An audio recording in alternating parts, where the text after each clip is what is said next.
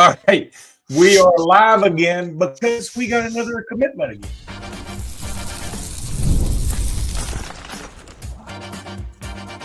You are Locked On Bama, your daily podcast on the Alabama Crimson Tide. Part of the Locked On Podcast Network, your team every day.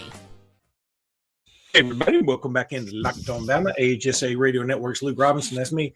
Alabama internet legend Jimmy Stein. That's him. This episode is brought to you by Gametime. We'll talk about Gametime here in just a little bit. I want to thank you every day for being here every day. Thank you, newbies, for being here today. And thanks, everybody, for making this your first listen every single day. You guys are the best. And this is our third episode of the day. I'm officially working harder at this than I am just about anything else. I do have other shirts. We've just done 3 shows today. Why change? That is, I mean, I sort of think people dig it if you wear the same shirt. It makes me feel like James Spann during a bad storm. Like and when he rolls his sleeves up. Yeah, and suspenders. And the suspenders. Okay, so Mack Sutter, 6'5", 230-pound tight end from Illinois, has committed to the University of Alabama. This is a big one. This was Alabama's number 1 tight end target. There were some other guys that they liked. Certainly. Yeah, they liked that Bowman kid early on. But, but he Texas, right? I think. Or USC. USC. Yeah, USC. So, I guess that's fair. You could say maybe Bowman was at least up there, and then he sort of took himself out of the running. Okay, that's fair. But this guy's really good. And heck yeah. I mean, he's 6'5", 230. He can get up. I've seen some highlights of him playing basketball, and you know how much I love all that. On his Twitter profile, what I love is I've got to pull it back up because I had to do some other stuff here a second ago. But it says he's the number 3 tight end nationally, which I think is true. He's got a 3.5 GPA. He's a tight end, a quarterback, a wide receiver, and an edge. Now, he lists himself at 6'6", 232 with an 80-inch wingspan and a 4.68 hand time 40-yard dash. He's got a lot of stuff. Man, I mean, he's got more stuff than I used to have on my Match.com profile. Boy, that thing probably got a little – did that get a little dusty? Oh, boy. It was, I'm telling you, I don't want to go back to my Match.com days. I don't want to do that. I hope I don't have to. No, Mack's an outstanding tight end prospect. Look, tight end's a unique position. I say all the time, the NFL's full of guys who actually weren't highly recruited. Mack is, and there are highly recruited, tight ends that develop into good NFL tight ends. And Mack could be one of those guys, and this is why it's so hard to find tight ends who are excellent prospects as both pass catchers and blockers. But, Mack lists himself as an edge. He lists himself, he plays a lot of defense, plays some linebacker. Saw him today pick off a ball on a highlight tape. Saw him pick off a ball and run it back for a touchdown. Mack is a physical guy for a guy I would say if I had to pick one of the two talents that I would rank higher than the other, I would say pass catcher. I mean, I think pass catcher first, blocker second, but what makes him stand out is he's a good blocker. He's physical as all get out. He has a chance to be a great blocker. And in college football, just think of the recent Alabama tight ends, trying to be fair to those guys, of course, but C.J. Dupree, blocker, not a great pass receiver, right? Robbie Ouse, blocker, not a great pass receiver, right? O.J. Howard, fantastic pass receiver, turned into a pretty decent blocker late in his career, really struggled with it until his final year at Alabama, and ultimately I think probably didn't help himself in the NFL with it. Just a fantastic pass catcher, left a little to be desired as a blocker at times, but overall O.J. Howard's probably the best tight end, best all-around tight end Alabama's had in a couple decades. Mack Sutter can be an all-around tight end. I think he might be excellent as a pass catcher and excellent as a blocker. They're hard to find. That's why Mack ranks so high. He is the 6th ranked tight end in the On3 industry ranking. So consensus number 6 tight end, ranked high by all the services, overall an On3 industry top 100 player. It's pretty rare that you get an On3 industry top 100 player that's a tight end. But Mack Sutter is. And shout out to Alabama for finding him, recruiting him, and sealing the deal this is a great pickup for Alabama on the heels of a five-star AJ Crowell earlier tonight.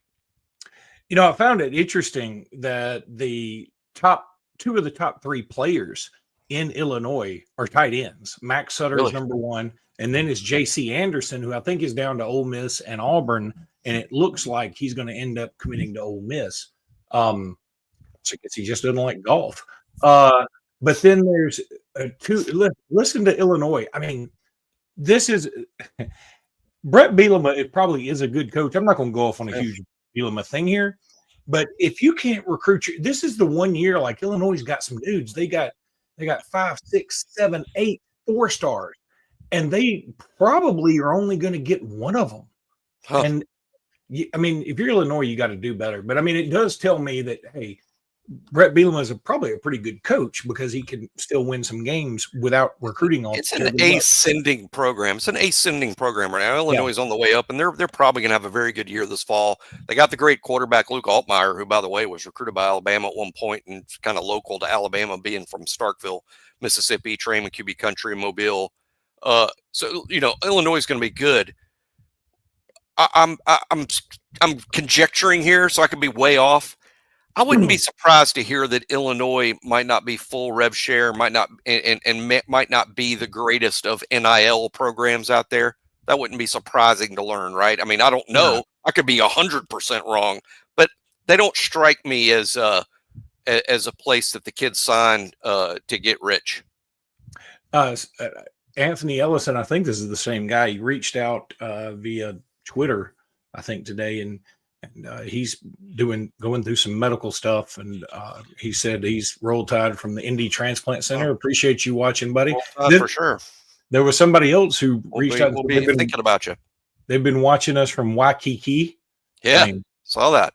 I hadn't even been to Waikiki. There should be a rule like you can't watch us from places I hadn't been. I've been there one time. You've been to Waikiki? I haven't. I've gone very few places, but yeah, I was actually a student in Alabama, and Dad took us there for a summer family trip.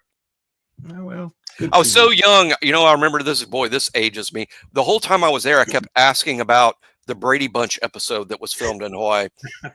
You just didn't want to get that cursed totem. That's exactly. All right. So nobody put a tarantula in your bed. Wasn't that something? There was something to do with a tarantula. I just remember the totem thing, and I actually bought one. I bought one of those little totem things. I bought one when I was there. Well, I mean, just you don't want to take any chances. Okay.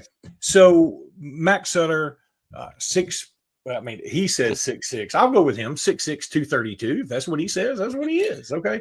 Now let's see what that does to Alabama's team rankings right after I tell you guys about, of course, Gametime, because it's the best and y'all know it is. And if I can ever figure this out, we're going to do it. Oh, there you go. Oh, Gametime. I love it. And that's where you go get your tickets. Have you ever decided at the last minute to head to a ball game with friends or family or just by yourself?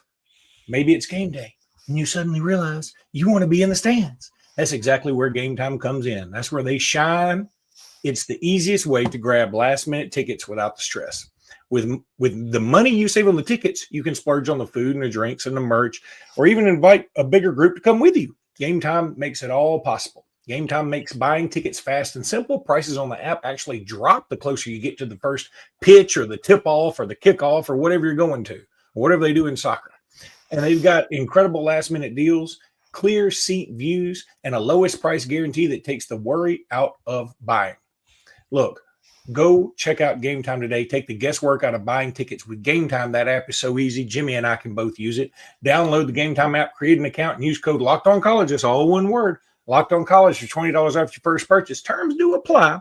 Again, create an account and redeem code Locked On College, all one word, for $20 off. Download the Gametime app today. Last minute tickets, lowest prices, and that's guaranteed.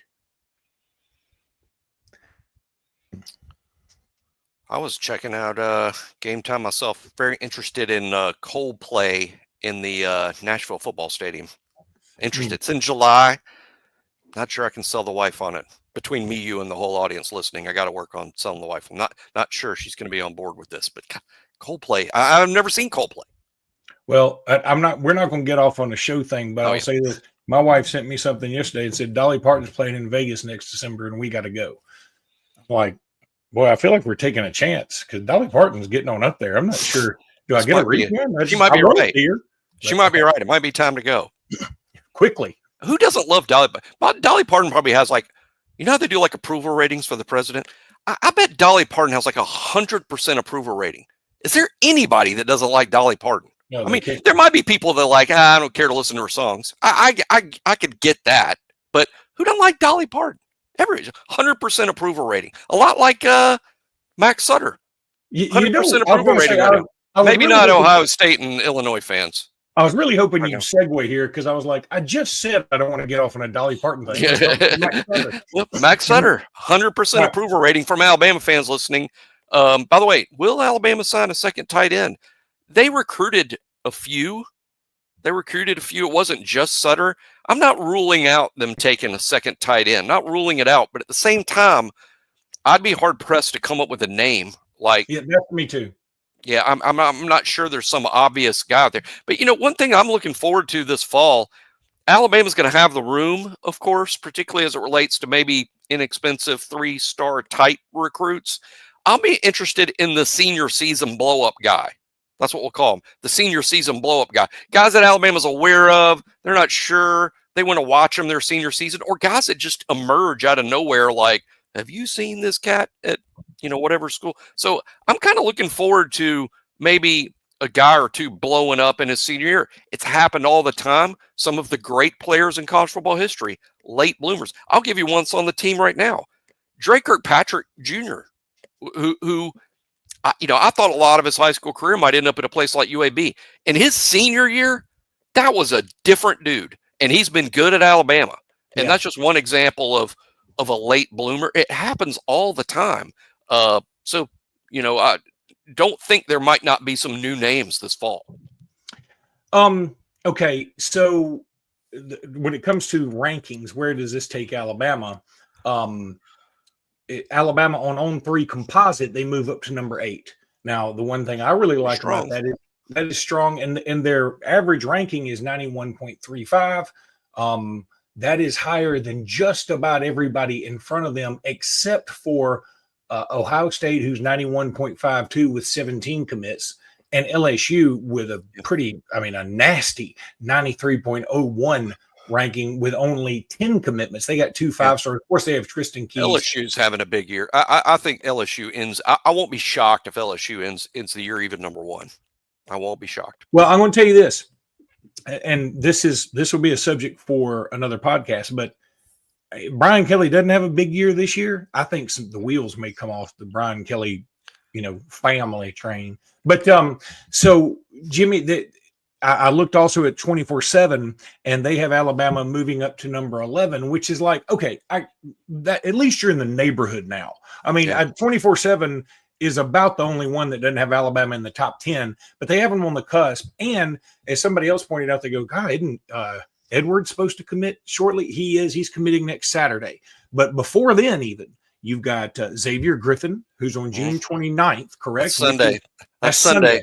That's a big one. I don't know about that one. That's huge.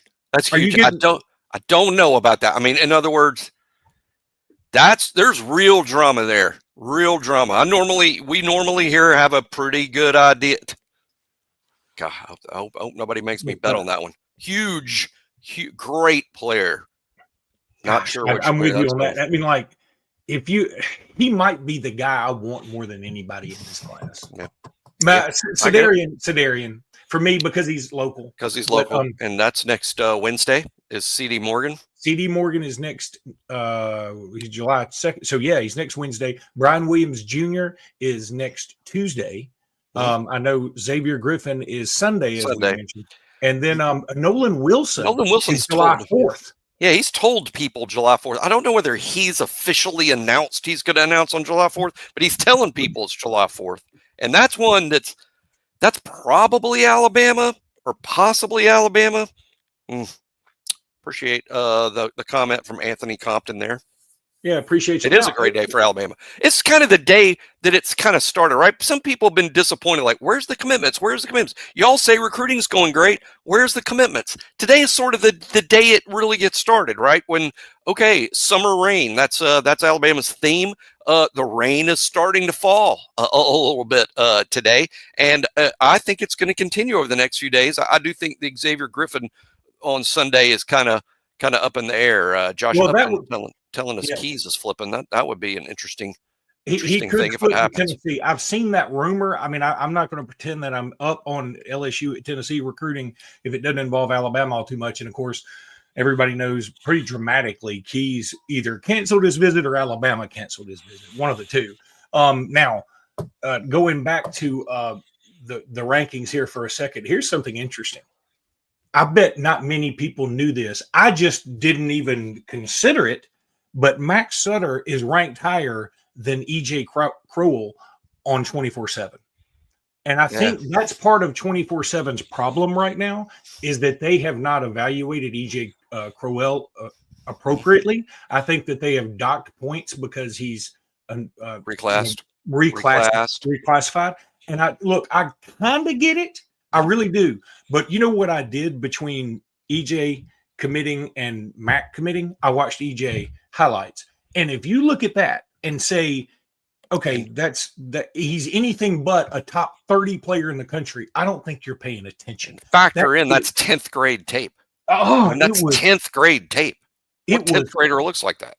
And I guess I'd seen a lot of these highlights before, but I just sort of, because he wasn't committing at the time, maybe I didn't dig into him enough. Holy cow. I mean, he shows everything. Now, I know every trait. This is the Mack Sutter part of this, but I had to throw some more love at EJ because that's a big one. It's a day. I mean, Mack Sutter caps a great day for Alabama. The 5-star back that we've been talking about on the show for over 2 years, and Sutter, who we've only been talking about a few months, but Alabama gets, I would say probably the tight end, along with Mark Bowman, that they valued the most. Bowman took himself out early by committing to his home state school, USC. But Sutter is a great prospect. Is he a guy that can play early? I don't rule that out. I mean, he's so good. I don't rule it out. Alabama should return Danny Lewis next year as kind of a returning starter. Jay Lindsey will be back. Jackson Marco will be back.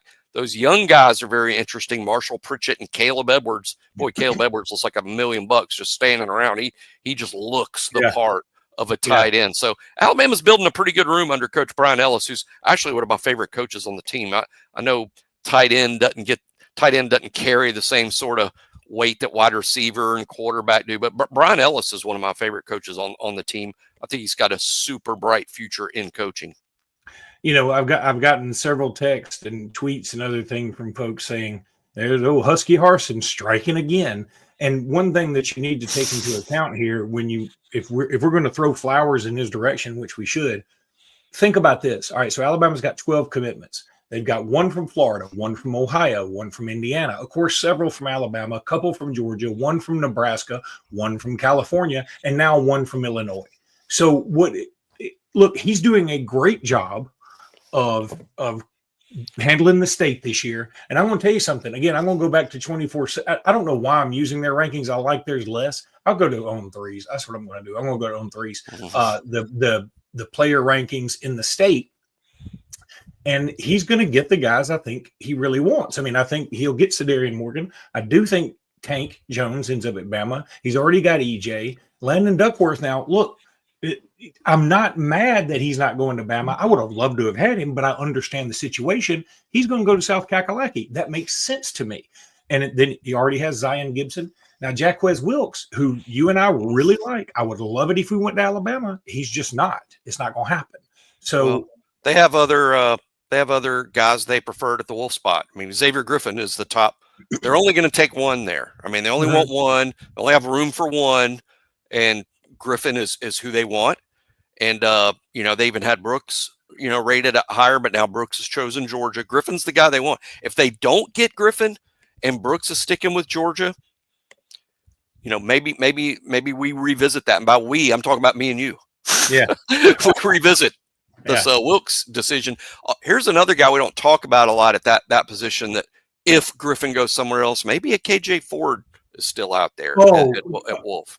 Why I haven't talked about, did you see his rep against another dude who's like a high 4/low 5? I think you're talking about at the Rivals 5-Star Challenge. Yes. Yeah. KJ's been down there sporting an Alabama hat too. Oh, he is a dude's dude.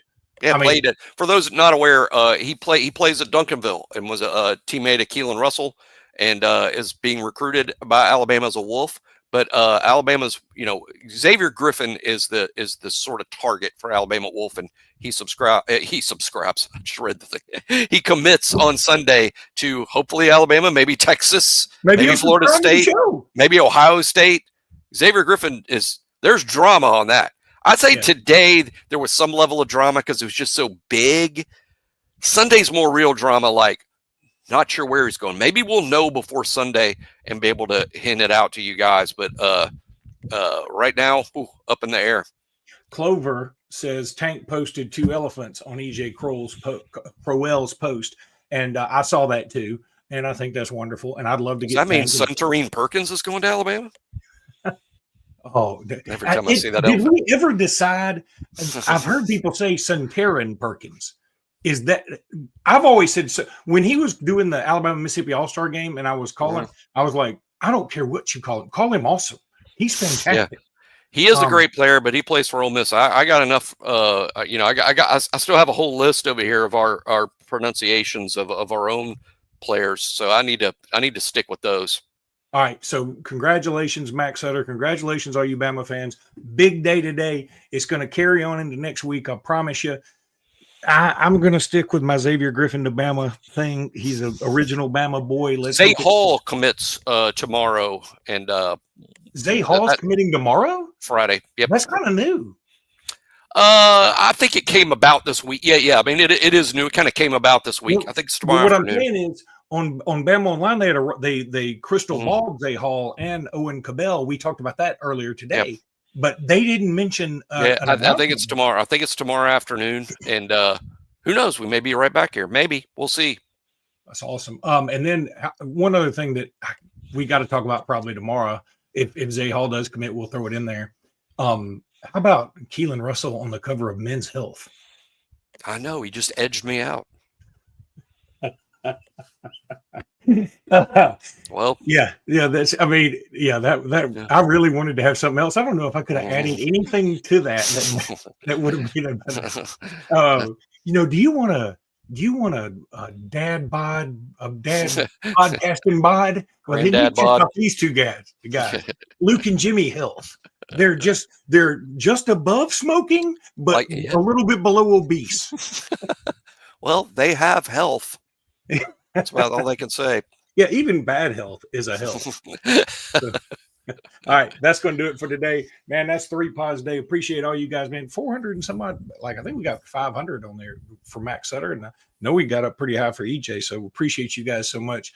Please subscribe, like the show. You guys are the best, and we'll probably get with you tomorrow. If Zay Hall does commit tomorrow, I got to go do some research on that. So if he does commit, we'll go live tomorrow too. So until then, roll tide, everybody.